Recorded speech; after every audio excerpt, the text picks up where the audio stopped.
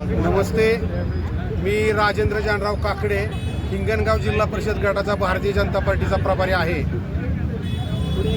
फलटण तालुक्याचे आमचे भाग्यविधाते आणि माढा लोकसभा मतदारसंघाचे माजी खासदार रणजितसिंह निंबाळकर यांच्या मार्गदर्शनाखाली गेले अनेक वर्ष मी हिंगणगाव गटामधून काम करत आहे आणि हिंगणगाव गटातील सर्वसामान्यांचे प्रश्न दादांच्या माध्यमातून आत्ताच आपल्या फलटण कोरेगाव विधानसभेवर निवडून आलेले लोकप्रिय आमदार सचिन दादा पाटील यांच्या माध्यमातून लोकांचे प्रश्न सोडवण्याचा आम्ही गावागावामध्ये प्रयत्न करत आहोत। आणि आमच्या जिल्हा परिषद मतदारसंघामध्ये गेल्या 30 वर्षामध्ये जेवढा निधी आला नव्हता तेवढा सचिन दादाच्या माध्यमातून 1 वर्षामध्ये निधी आलेला आहे।